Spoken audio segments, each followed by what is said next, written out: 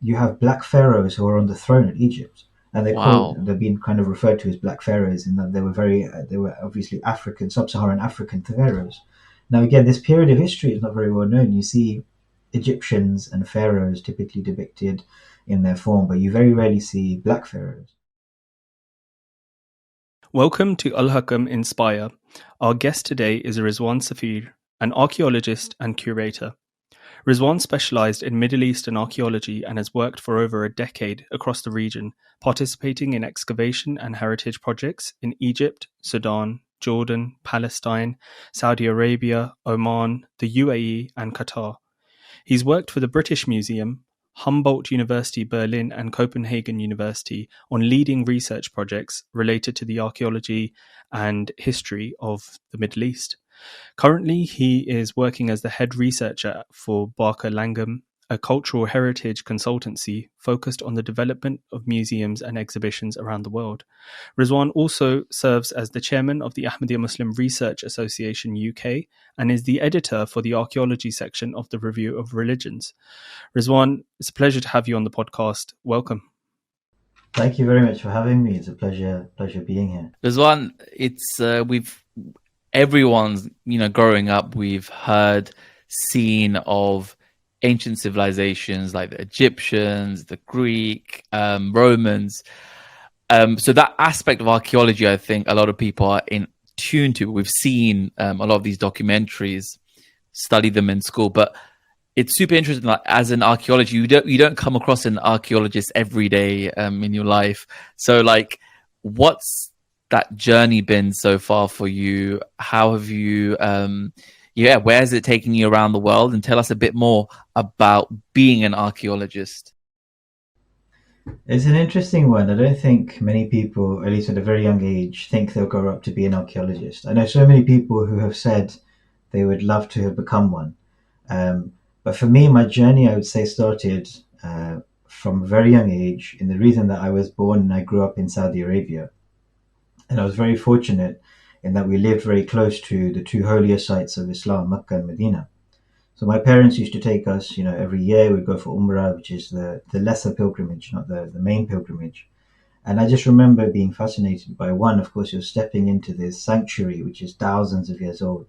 Muslims believe the Kaaba to be one of the oldest structures structures of worship of all time. But not only that, I would look around the Kaaba and you'd see on the hills around Mecca all these ancient buildings, and I'd be intrigued as to what these were. There must have been connections with traders and prophets of the past. So from a very young age, I was always kind of captivated to wanting to find out more.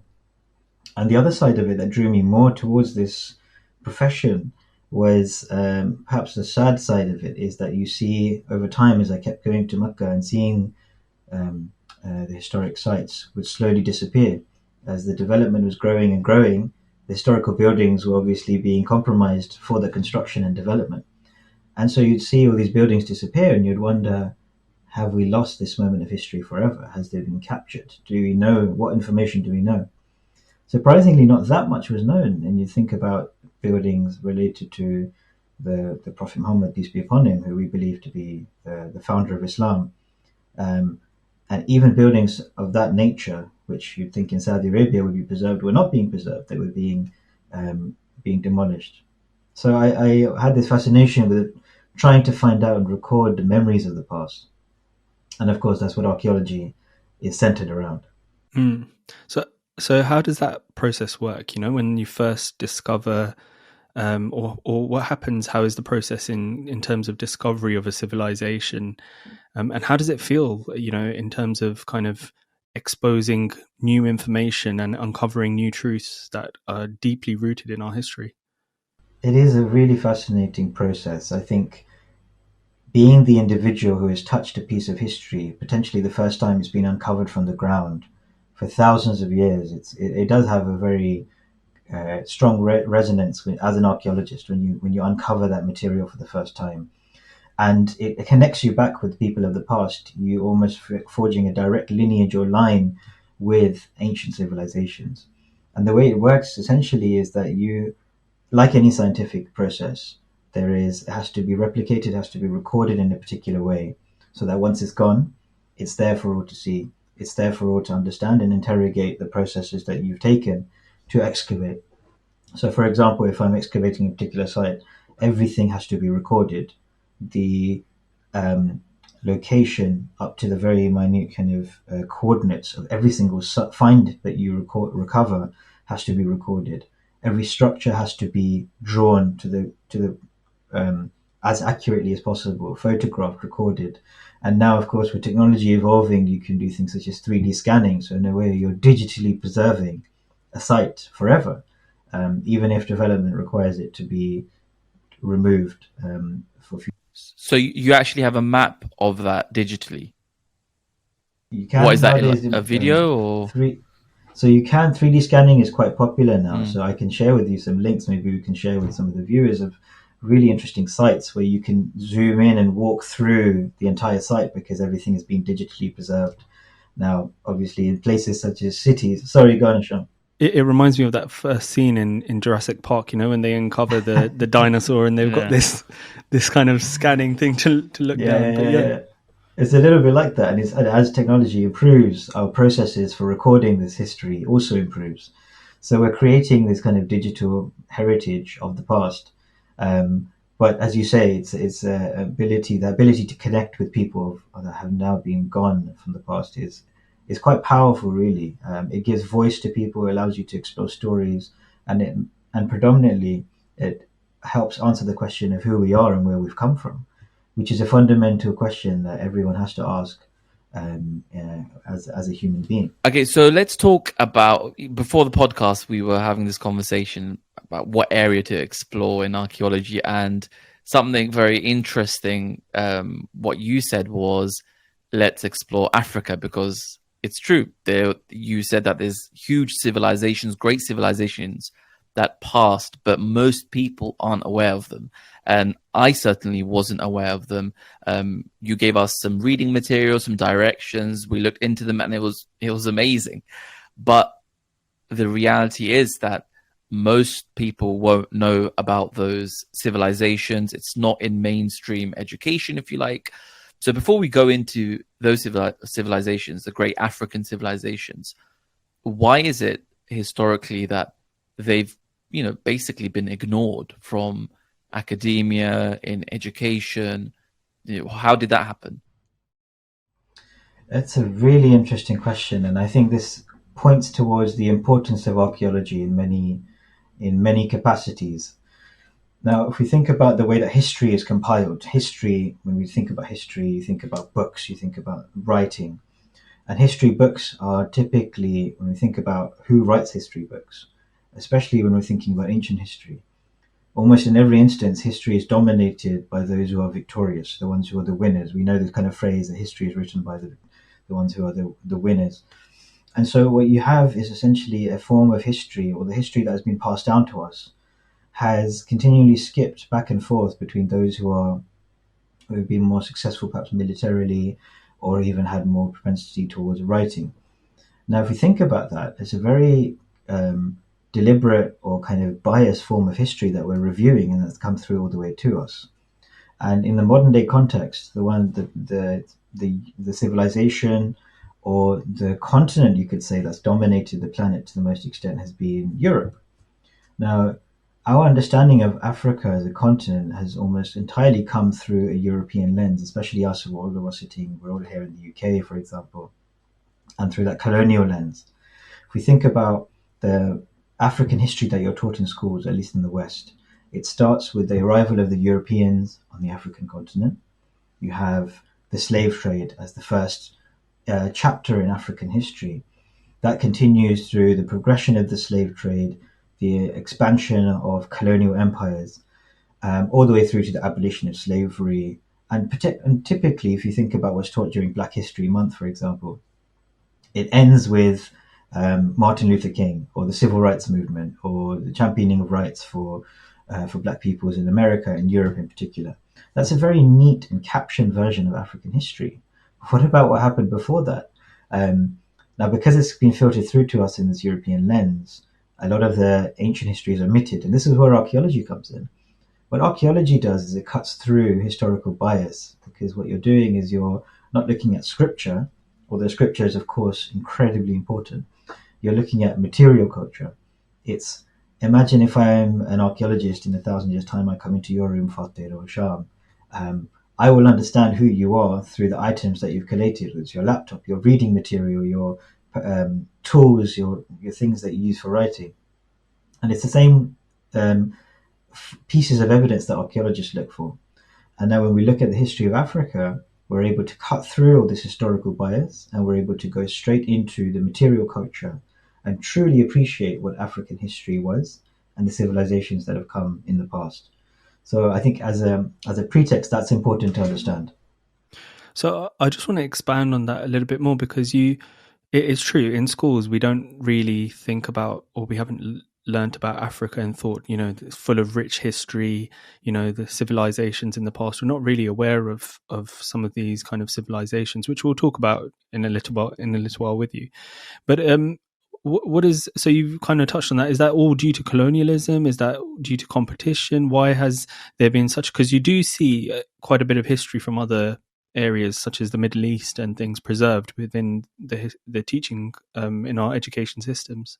So what's been the kind of root cause for that?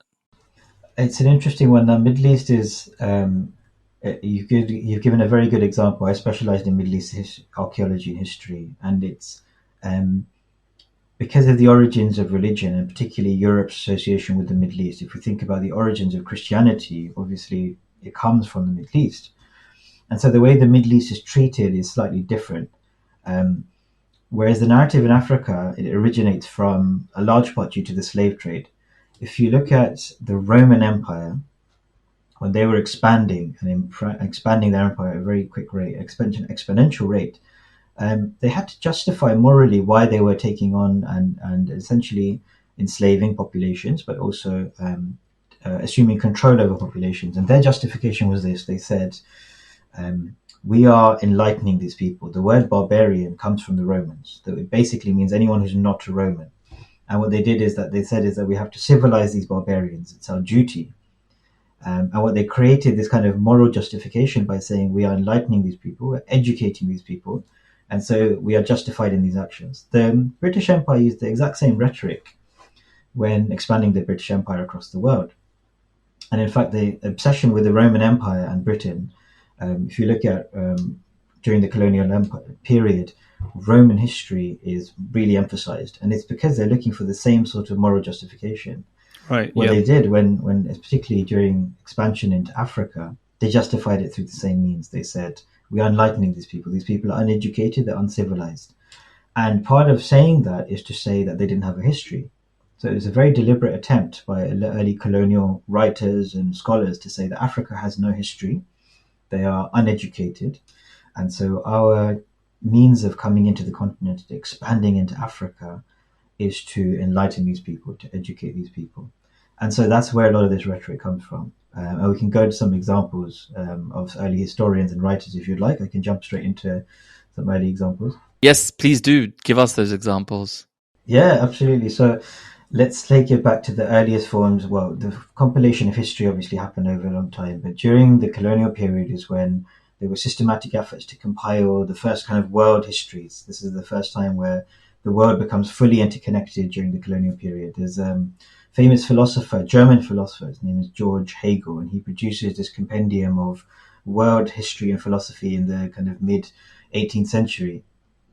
And it's interesting, in his publication, the book is called The Philosophy of History, and he writes about the African continent.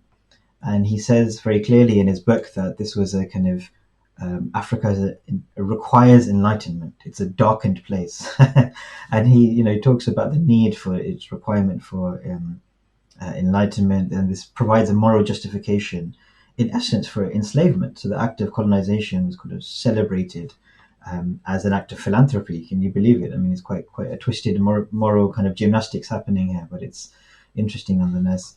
But you also have not only historians, if you think about travelers who also worked and moved through the African continent, particularly during the colonial period. Francis Burton, you may have heard of, very famous explorer. He was one of the first to go undercover in Mecca and write a whole book about his experiences, he wrote about his time in Africa. And in fact, some of the language I can't even say out loud is that kind of negative in terms of his stereotype of the African continent. But he talks about that these people, they were not improved beyond a certain point. They can't improve. And they have this kind of mentality of a child. And this kind of rhetoric is unbelievable to actually read back now in this day and age, that this is the kind of rhetoric that was being forwarded. He talks specifically about Africa having no history before Europeans arrived on the continent. And this was a very familiar narrative that was being forwarded. And this is the reason why archaeology has this even greater importance to come through and cut through all this layers of history that have come before us and created very strong impressions in our minds. Now, obviously, we don't have sentiment as strong as this, but submissively or kind of in the back of our minds, because of this relaying of history, time and time again, through this lens, all of us have come to not accept it, but almost feel as if actually maybe Africa doesn't have as glorious a history as we think. We know about the Romans, the Greeks, and the Egyptians. Now, of course, Egypt is in Africa, but Egypt was always considered part of Mediterranean archaeology and history. If you look at any history book, it was always captioned as part of Mediterranean history or kind of this period of more related to the Middle East rather than anything to do with Africa. So that's why I'm removing Egypt from the equation. But it's very interesting that this has been kind of perceived through time. Yeah, absolutely. So, I mean, let's talk about some of these kind of examples of civilization that you mentioned. Africa, especially when we were talking, before the podcast, we were doing a bit of research. The examples you certainly mentioned, it gives you the kind of impression that Africa is full of so much history. And I was just kind of watching, reading, doing some research and thinking, wow, that I didn't know about this. I didn't know about this civilization. So talk to us about kind of some of the examples that we discussed previously as well. Yeah, absolutely. I think there would be three major civilizations that I think would be good to touch upon. And they cover different parts and different chronologies of the African continent. One is Aksum, which is in Ethiopia, very prominent civilization. Then we also have the Kingdom of Kush, which is a very powerful civilization, which existed and coexisted with the Egyptian civilization. So we're talking back, beyond 4,000 years. And the other one is the Malayan Empire, which we'll come across also. And in particular, one individual in the Malayan Empire who has become very well known more recently, but his name was Musa Mensa, who was one of the wealthiest people in all time, believed to be one of the wealthiest of all time.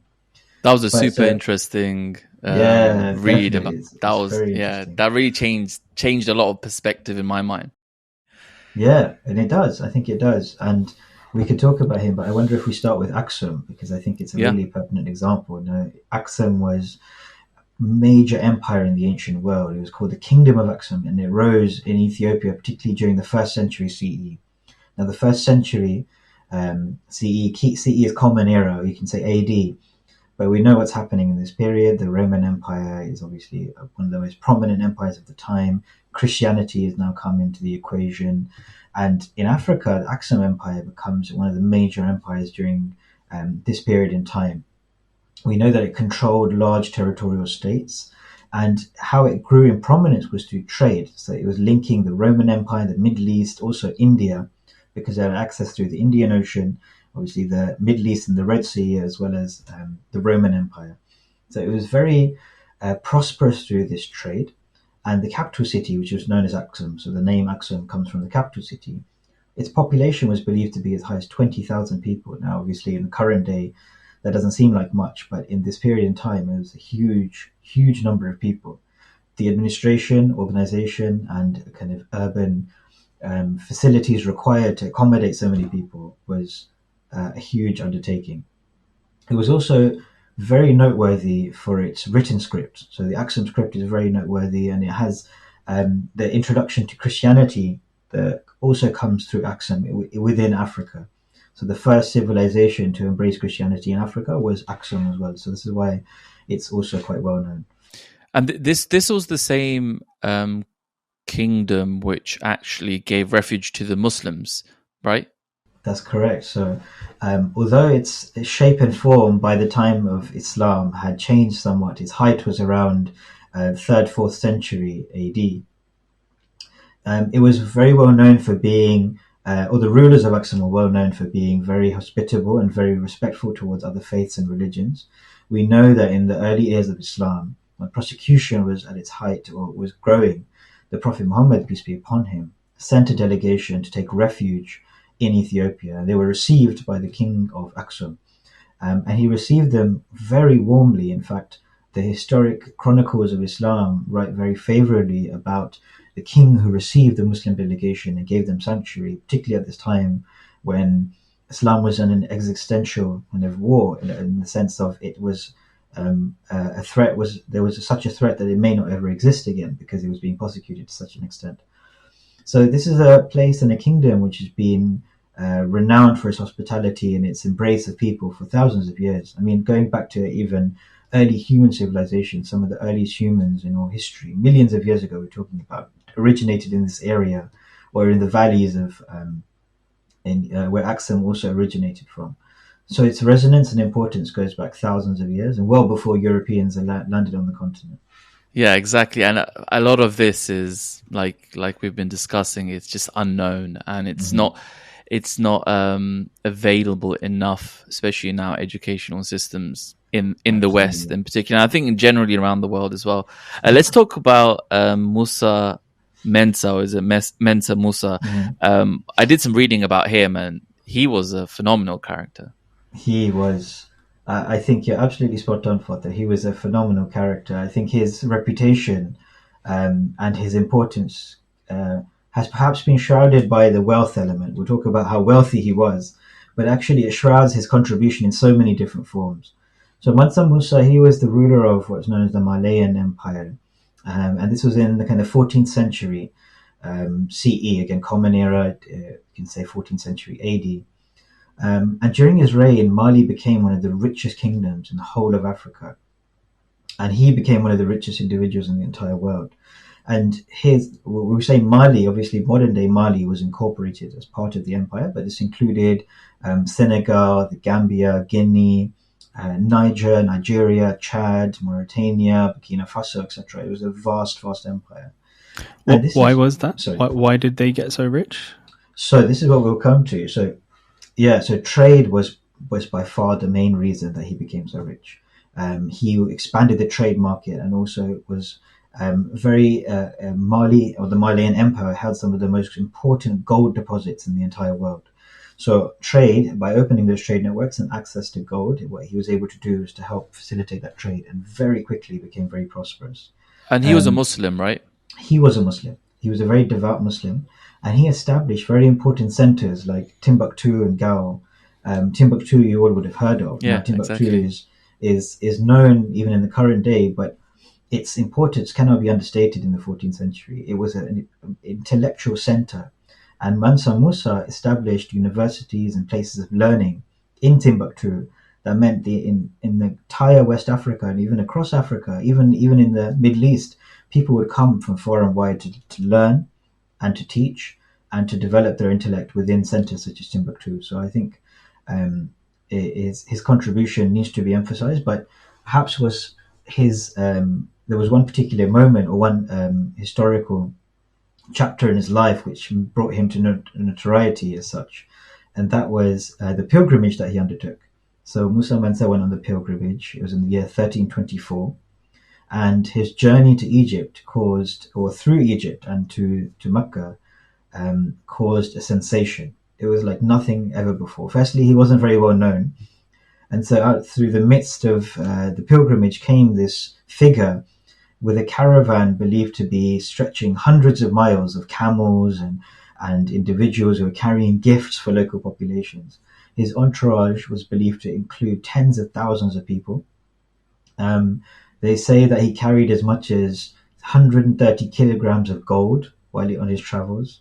While in Cairo, in fact, he met with the Sultan of Egypt, and it's thought that he gave away so much gold to help with charitable causes and to local populations that the entire economy of Egypt was destabilized for about 12 years. The inflation was such because he just completely just destabilized the entire economy out of his own goodwill.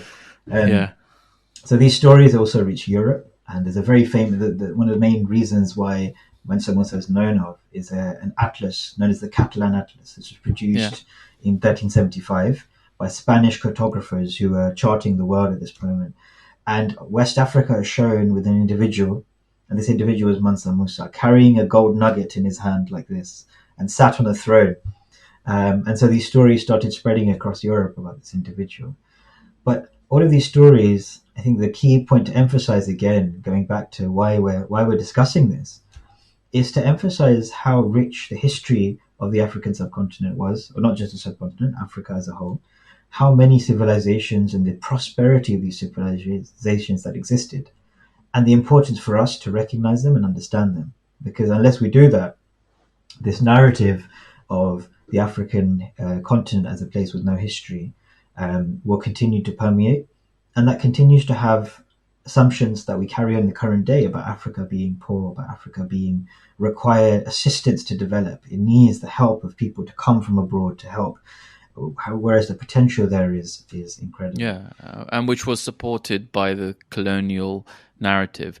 One question which I want to ask you is, especially you as a Muslim, and all of us, we're Muslims here, is when I was reading about Mansa Musa, a lot of the people speaking about him would say that he converted to Islam because it was good for his authority, for his political backing, and that's primarily the reason why he converted to Islam. And you I want to know your thoughts about that, because that kind of takes away the whole element that maybe he was convinced by Islam, and then his actions later on, like you said, on this pilgrimage, being very charitable, building lots of mosques, it kind of goes against that then, doesn't it? Completely goes against it. I think it's a very easy narrative to suggest, but let's interrogate a bit more of the historical record and the archaeological record. Now, had he just converted and said, I'm a Muslim, that in itself may have helped his trading relations. But the fact that he went so far beyond to demonstrate the importance of his faith suggests no other reason for him to have converted other than having some sort of sincerity towards his belief. Now, you mentioned he built mosques. Yes, that can be done out of some sort of show of offer to say that I'm a Muslim, come do trade with my lands. But he also built major universities. There was no real reason for him to emphasize on the educational side, if his pure emphasis was on wealth and on trade. So he built a major Islamic university in the 14th century. He brought scholars from across the Islamic world into his kingdom, and the reputation of his kingdom continued to grow. And then we also have the University of Sankore, which develops out of this, and we have huge scholarship which comes from this part of the world. And again, there's no emphasis or reason to divulge in this sort of scholarship or put so much emphasis in it if your primary concern is to gain wealth and to gain trade. So I think this can be refuted quite easily. Yeah.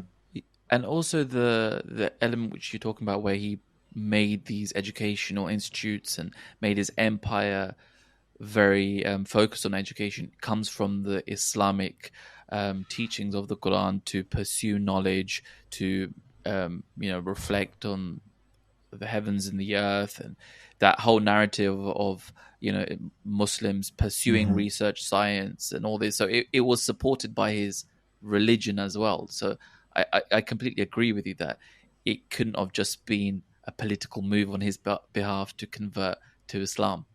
Absolutely. And I think, the very well-known hadith that the Prophet Muhammad, peace be upon him, said about you should travel as far as China in the pursuit of knowledge. Well, that can be applied. China was just used as a term for, at that time, being very distant. But that could also easily apply to Timbuktu. And it was fulfilled with the scholarship who came from around the world to center in Timbuktu at this time in the pursuit of knowledge. So I think it goes beyond purely financial gain. This is something which was a pursuit of his religious duty.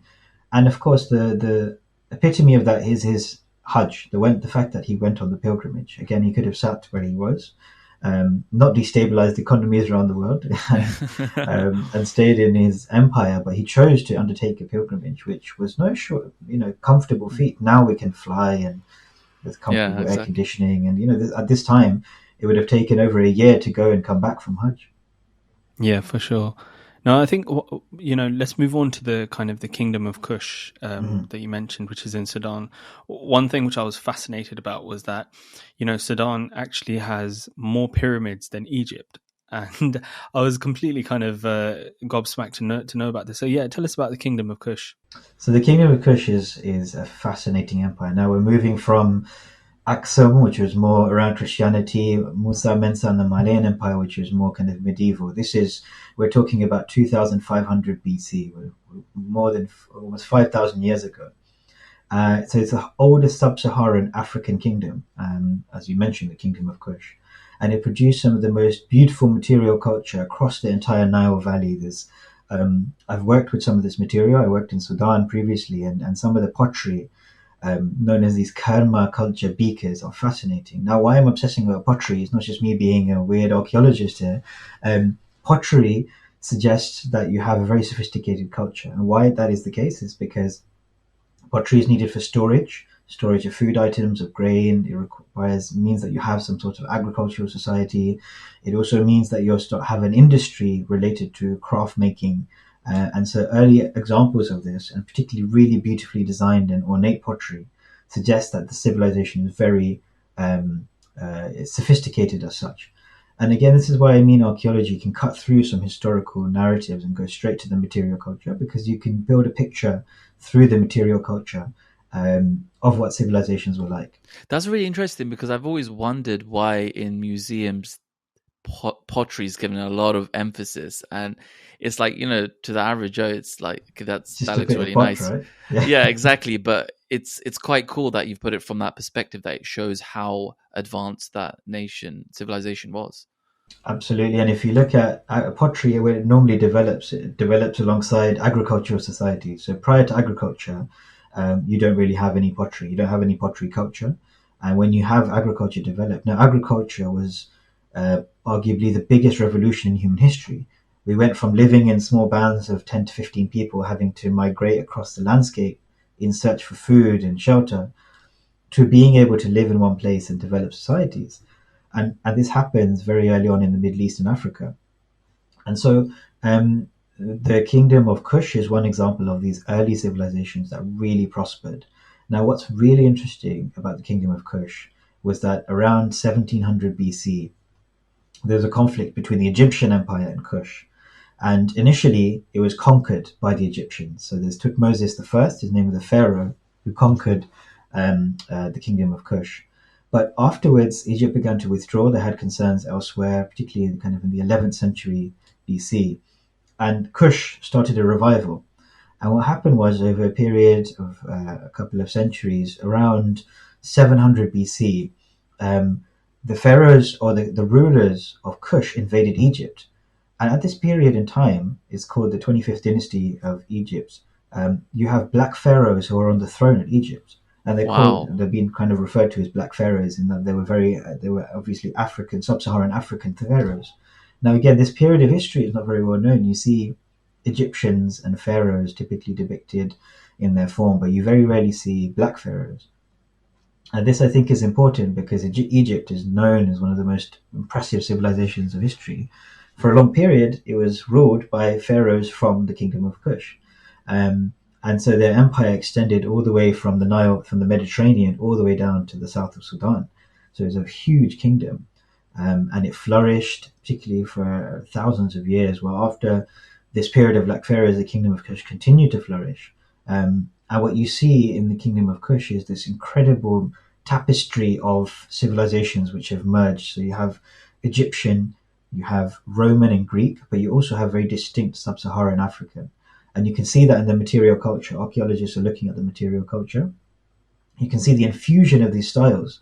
And that in itself is very interesting, in that they adapted and they integrated aspects of various other cultures, but they retained their very own distinct form of culture that was distinct to sub-Saharan Africa. And I think that's interesting in itself. Yeah, no, 100%, especially this element that everyone's heard and listened and watched to these documentaries about Egypt, the great ancient civilization. But yeah, like you're saying, we've never heard of, the majority haven't heard of black pharaohs actually, who were from the Kingdom of Kush, and they defeated the Egyptian civilization in one point in history. This is super interesting. I want to ask you about Ibn Battuta. You know, he's a very famous traveler from Morocco, a Muslim. What's his role been in documenting all of this history in Africa as well, especially? How has that helped? Very, very important. So Ibn Battuta was one of the most renowned travelers of history, and his reputation has grown in recent years, oddly, because I don't know if you know, there's a mall in Dubai dedicated all to Ibn Battuta. It's a bizarre concept. but a lot of people have been finding out about him recently because of this. But he's without doubt one of the giants of historical record. He was born in Morocco, and he decided at a very young age to set off for the pilgrimage and Hajj to go through Africa.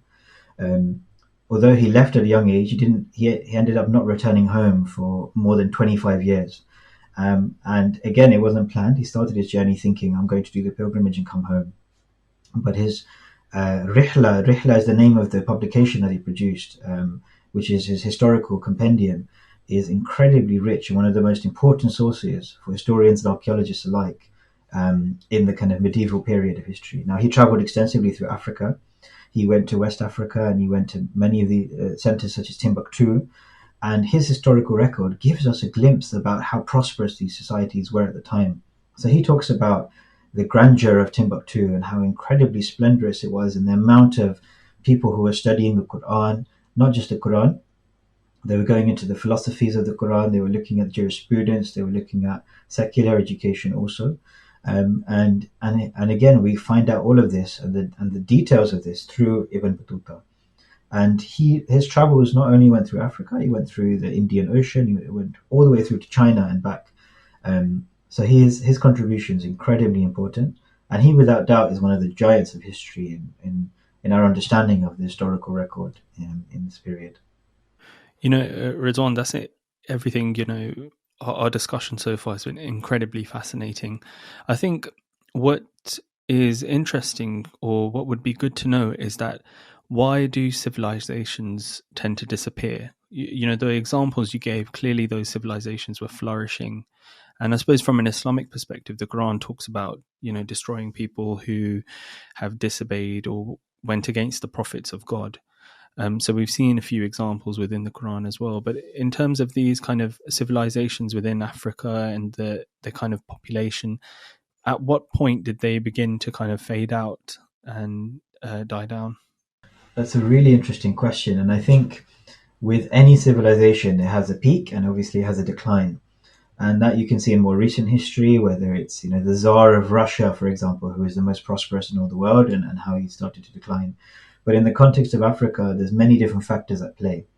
So one aspect which is very important is climatic conditions. So often, or in a lot of cases, climatic conditions can often dictate the fall of an empire. Obviously, if the climate changes to such an extent where there's droughts or aridification to such an extent where the core economy of the society, which the staple, the food, the drink, is no longer available, then naturally that will be cause for decline. Sometimes there's natural disasters at play, but almost always it's a cause from certain rulership and the leadership. And you mentioned the Quran as an example. It's really interesting. The Quran mentions has almost more than 200 verses specifically dedicated to looking at civilizations and peoples of the past. And the Quran continuously says, look at the history, look at civilizations of the past, how they have come to be led astray and go essentially morally corrupt, and move away from our belief is move away from the concept of a ruler or a creator or a deity, almost take themselves as a deity, and the impact that has, and the rapid decline which that causes for civilizations. We know in the cases of pharaohs, for example, many pharaohs believed themselves to be God on earth, and at that time they may have thought that much out of their arrogance because they would have been ruling over such a vast empire. But you only have to look at the outcome of those individuals and how quickly they declined, often meeting very tragic and very desperate endings, to see that this is a repeated cycle in history. It doesn't just happen once or twice. It happens again and again and again. When a particular ruler suggests himself to be, or assumes himself to be more important, or doesn't humble himself to see the importance and the needs of his people, how quickly he collapses and falls and loses sense of reality as such. So I think this is also a contributing factor. I think that arrogance, which you're talking about, a fascinating verse of the Quran, which I've always wondered about, is where Allah says that the people before you were more powerful than you as well. So I think that arrogance actually comes from a huge amount of power that they have. You know, there's all these theories about how the Egyptians even built the pyramids, which is a huge, you know, in terms of architecture, it looks like an impossibility, and the perfection and the preciseness that they had. And they didn't have modern day cranes and, you know, machinery and all this kind of equipment which we have.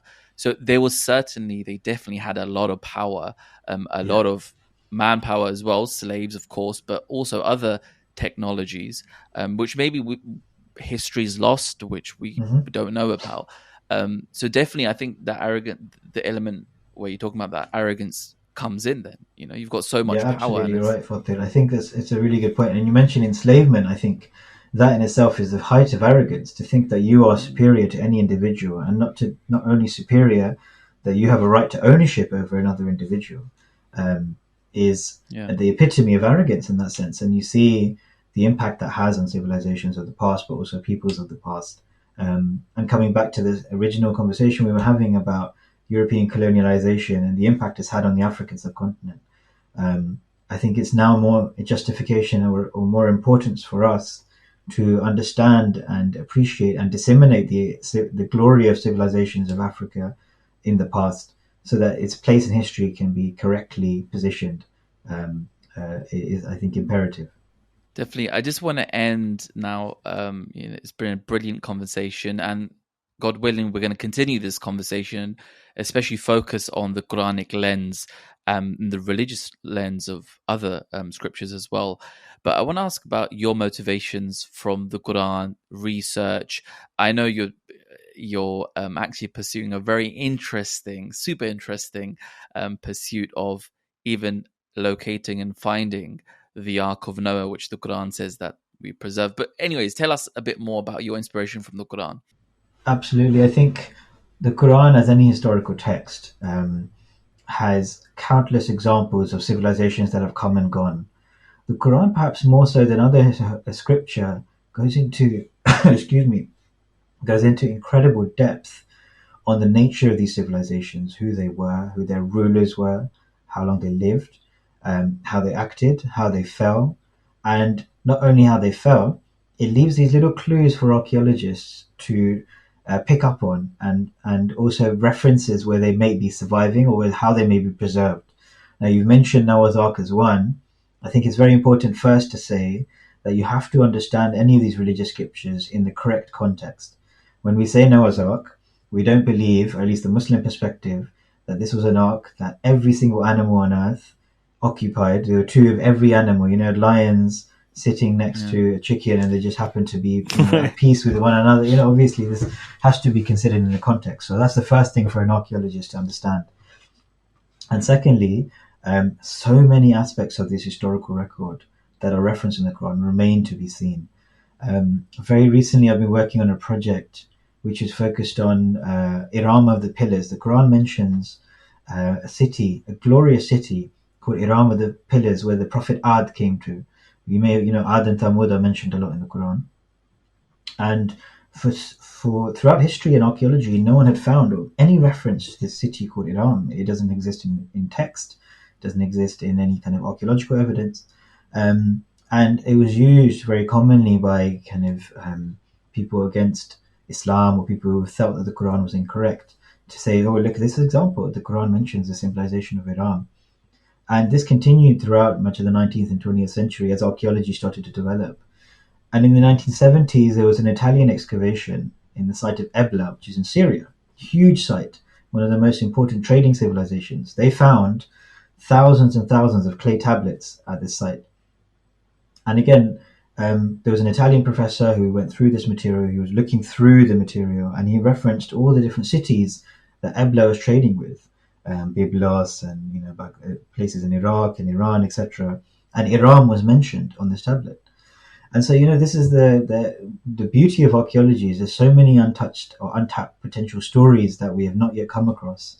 This is just one example of the continuation of evidence coming to light from scriptures such as the Quran and the Bible and the Torah, amongst others, that shows that the need for archaeology, and this is a big motivation of mine and other archaeologists within the Ahmadiyya community and Muslims in general, is to continue looking for this evidence. Now, there's a distinction that needs to be made. When I say looking for evidence, it's very important that any study is carried out objectively. If I go in saying that the Quran says this, it's true, and I'm going to find it, that perspective is completely unfounded and is incorrect, because then what will happen is you will not convince anyone, nor will you find accurate evidence, because you've already found your answer. But what's remarkable is that the other way around, regardless, is that Italian professors, that I've mentioned, and other scholars are coming across evidence that corresponds directly to what the Quran has said, but it's not undertaken by Muslims as such. So I think it's a continuation that we'll continue to look for this evidence. But it's a huge motivation of mine, and God willing, this will continue to be many more interesting discoveries will continue to be made, inshallah.